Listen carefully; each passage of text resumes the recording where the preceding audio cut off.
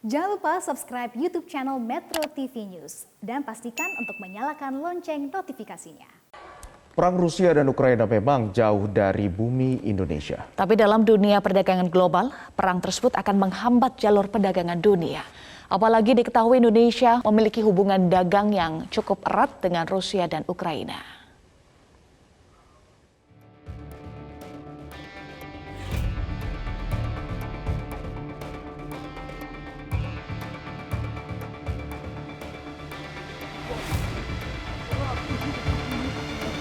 Perang yang telah berlangsung selama 1 minggu antara Rusia dan Ukraina memang terjadi jauh dari Indonesia. Pemerintah Indonesia pun tidak mencampuri urusan kedua negara selain mengecamnya dan menyelamatkan WNI di sana. Akan tetapi apabila perang terus berlanjut, bukan tidak mungkin Indonesia akan merasakan dampaknya, baik secara langsung maupun tidak langsung, sebagaimana diperingatkan oleh Presiden Joko Widodo. Ini ditambah lagi dengan pandemi, tambah lagi dengan perang di Ukraina. Sehingga apa? Ketidakpastian global yang itu juga merembet kepada ketidakpastian negara-negara dimanapun di dunia ini menjadi semakin meningkat. Sebagai catatan, Ukraina adalah salah satu pemasok gandum terbesar di Indonesia dengan persentase 23,51% dari seluruh pasokan gandum di Indonesia. Apabila pasokan ini terganggu, diyakini ada sejumlah komoditas pangan berbahan dasar gandum yang harganya akan melonjak, seperti mie instan hingga roti. Tidak hanya gandum, Indonesia juga tercatat mengimpor besi dan baja dengan jumlah yang cukup besar dari Ukraina. Kita akan terdampak dalam konteks aliran perdagangan misalnya dan aliran pergerakan manusia dari wilayah Eropa ke wilayah kita.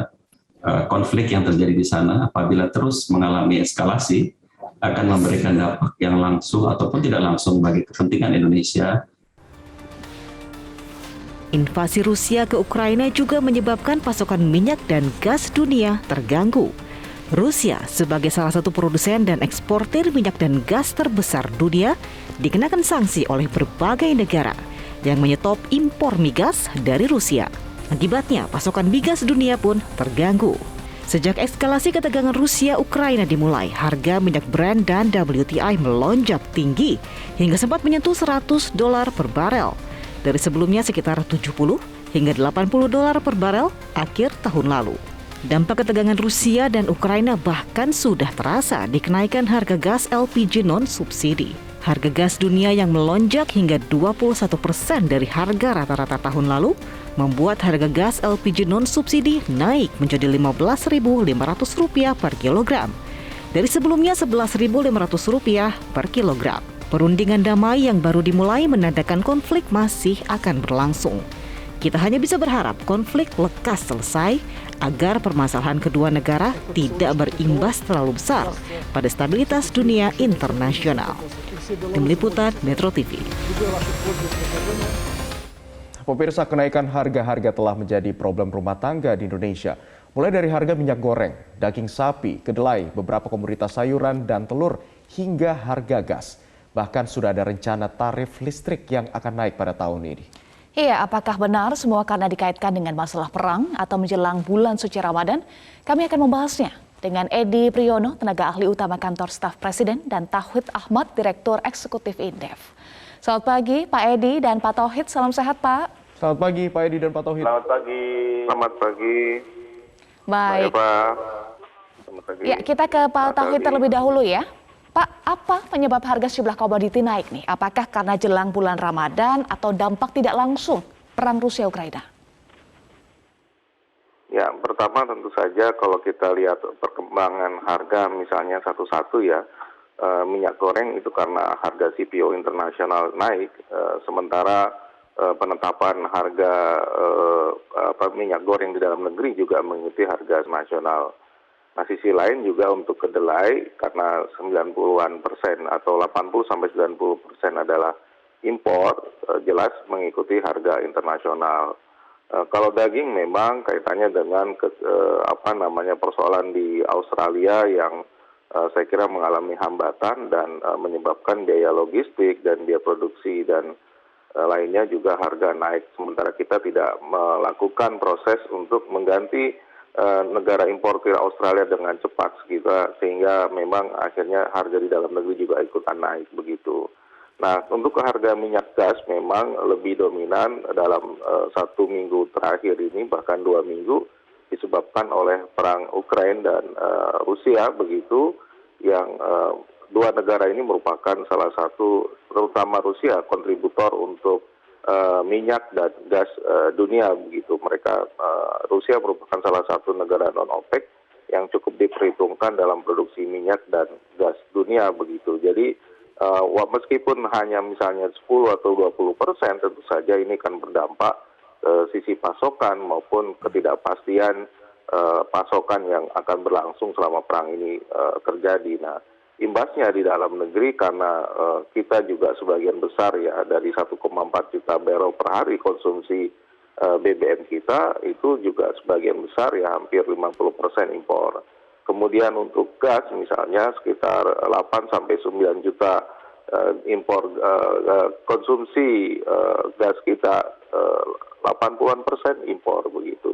Nah itu dari sisi eksternal. Sementara dari sisi domestik saya kira kemampuan produksi beberapa komoditas di atas memang masih relatif terbatas meskipun punya potensi yang besar. Misalnya gas ya, banyak eksplorasi gas yang dilakukan itu belum menghasilkan atau belum dilakukan eksplorasi yang lebih jauh. Termasuk kedelai kita mengalami penurunan produksi yang cukup drastis, pernah mencapai 1 juta ton, sekarang hanya sekitar 500. Jadi kebergantungan terhadap impor ini ternyata memberikan efek yang luar biasa ketika kenaikan harga internasional terjadi demikian cepat begitu. Saya kira itu problem utamanya. Iya, kita ke Pak Edi. Pak, tadi kita sudah simak pernyataan dari Pak Tauhid, salah satu yang menjadi masalah Indonesia tidak cepat mengganti importir Rusia dan Ukraina. Betulkah Pak Edi? Enggak begitu maksudnya. Maksud Pak Tauhid itu kita sudah cukup lama ya punya ketergantungan terhadap produk-produk impor gitu ya. Nah, jadi itu yang sebenarnya membuat kita rawan terhadap apa yang terjadi di luar dan sekarang ini sedang terjadi. Nah, ada beberapa hal yang sebenarnya bisa dihindari harusnya gitu, tetapi memang ada beberapa hal yang kita sulit menghindari dalam jangka pendek. Nah, contohnya begini. Kalau masalah minyak dan gas ya, itu kita sulit menghindari karena ini kan terkait dengan posisi kita yang sebagai net importer gitu ya. Nah, kita sering terbuai dengan cerita masa lalu bahwa negara kita merupakan negara yang kaya minyak gitu ya. Itu dulu ya, sekarang udah enggak gitu. Kita udah jadi net importer.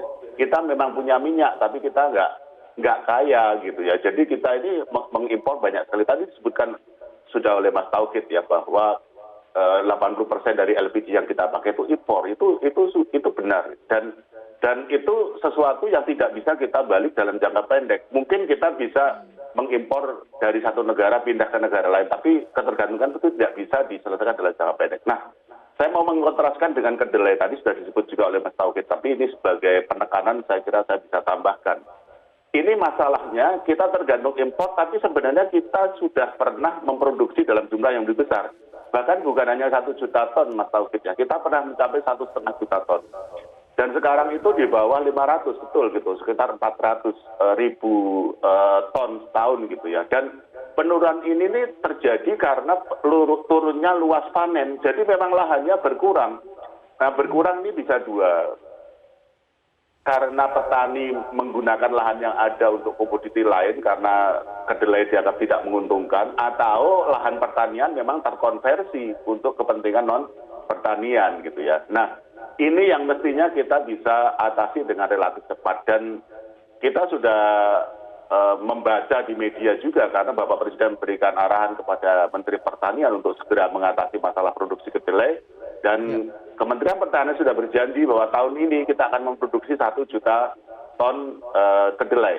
Nah, ini sedikit saya tambahkannya. Ini penting karena setidaknya kalau kita bisa memenuhi kebutuhan kedelai untuk yang tahu saja, itu sudah bagus. Karena tahu ini produsennya lebih suka kedelai yang lokal. Sementara kalau tempe memang lebih suka kedelai impor. Gitu. Ya, baik, kita masih akan membahas terkait dengan seperti apa kenaikan kebutuhan pokok di dalam negeri. Apakah ini juga turut berdampak dari adanya invasi antara Rusia dan juga Ukraina. Namun kita harus jeda terlebih dahulu. Pemirsa jangan kemana-mana, tetaplah bersama kami di Metro Pagi Prime Time.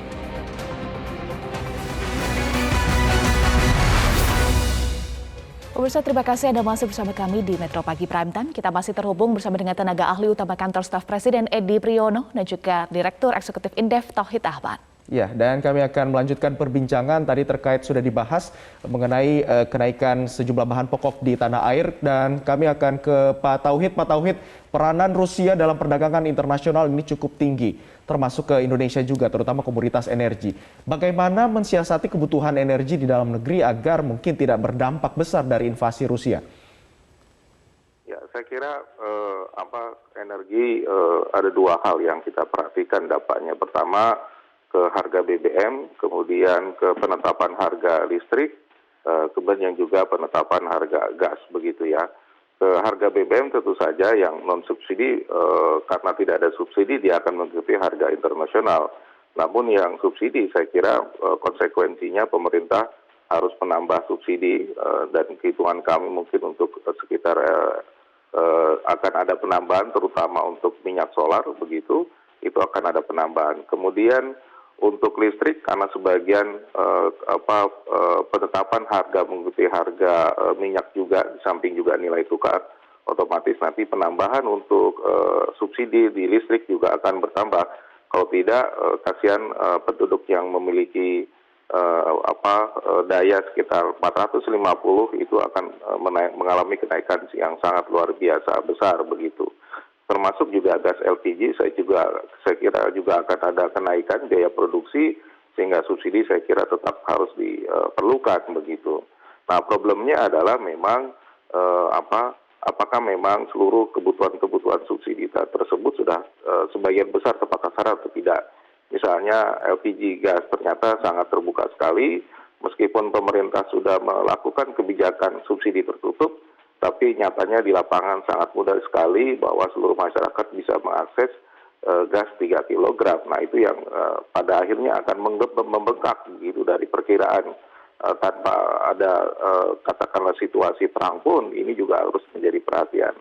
Nah, konsekuensi lain memang perang ini juga memberikan dampak yang luar biasa terhadap biaya-biaya lain. Nanti kemungkinan adalah biaya logistik untuk katakanlah tarif transportasi pesawat, kemudian tarif untuk transportasi darat dan semuanya gitu juga akan mengalami kenaikan, begitu ya, karena situasi ini termasuk misalnya untuk pelayaran, karena mereka menghindari atau mencari jalur yang lebih aman, dan itu akan memberikan konsekuensi biaya akan semakin besar, begitu. Saya kira memang yang ini sulit dihindari, tapi yang tadi saya sebutkan di awal, saya kira pemerintah harus cepat mengambil keputusan dan tidak perlu lama, begitu, karena sudah jauh dari asumsi misalnya harga minyak yang ditetapkan 63 tadi disebutkan ya, minyak di APBN ditetapkan $63 per barrel, sementara tadi sudah disebutkan di atas 95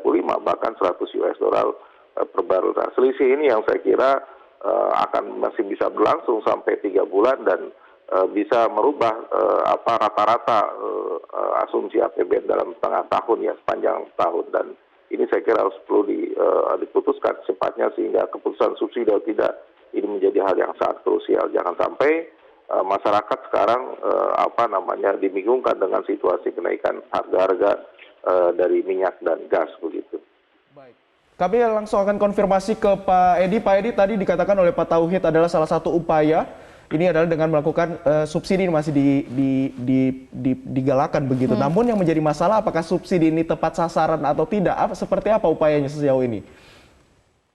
Ya, kalau subsidi ya mesti dipilah juga ya. Kalau subsidi listrik itu kalau menurut kami sudah tepat sasarannya, karena subsidi itu kan diberikan untuk pelanggan yang 450 watt ya dayanya ya. Jadi saya kira itu skema itu tetap dipertahankan, masalah besarannya kita belum tahu gitu. Nah, kemudian kalau untuk LPG itu memang benar ya bahwa saat ini masih pakai skema lama, di mana yang disubsidi itu barangnya, sehingga barang itu yaitu subsidi, yaitu LPG 3 kg itu kan menjadi murah harganya karena disubsidi ya. 2/3-nya kurang lebih itu harga subsidi. Jadi aslinya itu harganya 3 kali lipat hampir gitu ya, aslinya harga yang LPG 3 kilo. Nah itu karena subsidi. Nah itu memang siapa saja bisa membeli itu. Nah ini yang kemudian sedang dalam proses untuk dilakukan perubahan skema, tapi kita masih menunggu arahan Bapak Presiden. Dan tadi malam saya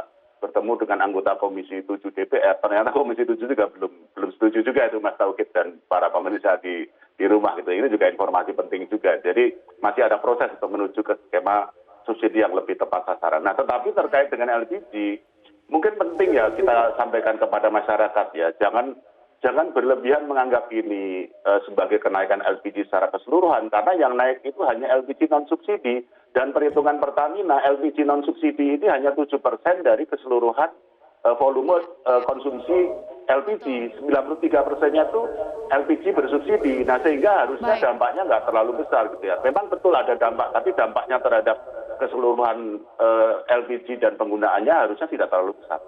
Iya, terkait dengan hal itu Pak, mayoritas kan yang menggunakan subsidi ini, 93%. Nah, bagaimana skema konkretnya akan seperti apa Pak? Ya, jadi kalau yang direncanakan itu adalah nanti tidak semua orang bisa membeli LPG bersubsidi, hanya orang-orang tertentu. Nah, sekarang orang tertentu siapa? Nah, rencananya itu yang ada di dalam RPJMN itu adalah kelompok miskin tentang miskin, dan itu artinya adalah mereka yang ada di dalam yang namanya data terpadu kesejahteraan sosial di Kemensos. Tetapi tadi malam saya diskusi dengan beberapa anggota Komisi 7 di DPR, itu mereka menyatakan bahwa kualitas datanya ini kan nggak bagus, tuh banyak errornya, bahkan mereka bilang errornya 30%. Jadi nanti kalau ternyata basisnya DTKS, nanti kan nggak akurat juga Pak, beliau bilang gitu. Nah sama-sama nggak akurat ya mending jangan dirubah dulu. Jadi intinya di sini kita punya masalah data, dan sebenarnya Bapak Presiden sudah memberikan perintah lah ya, bukan hanya arahan dia, perintah untuk memperbaiki kualitas data terpadu kesejahteraan sosial ini gitu ya. Ini yang kita mesti tunggu gitu kan, apa yang dilakukan oleh Kementerian Teknis dalam ini khususnya Kementerian Sosial. Dan kalau Bapak Presiden tuh memberi instruksinya kepada BPS, Bappenas dan juga Kementerian Sosial untuk memperbaiki data ini gitu ya. Jadi kalau datanya beres, kita yakin bisa meyakinkan DPR bahwa kita akan mengubah skema ini. Jadi nanti kalau sudah dirubah itu tidak semua bisa membeli, hanya yang ada di dalam DTKS atau di dalam daftar gitu ya, termasuk di dalamnya para pelaku usaha kecil mikro dan para petani nelayan. Baik, ya kita harapkan ada strategi jitu untuk kembali menstabilkan harga pokok di tanah air. Terima kasih Pak Edi Priyono, tenaga ahli utama kantor staf Presiden, dan juga sebelumnya ada Pak Tauhid Ahmad, Direktur Eksekutif Indef. Terima kasih sudah bergabung bersama kami di Metro Pagi Prime Time. Selamat kembali beraktivitas, salam sehat.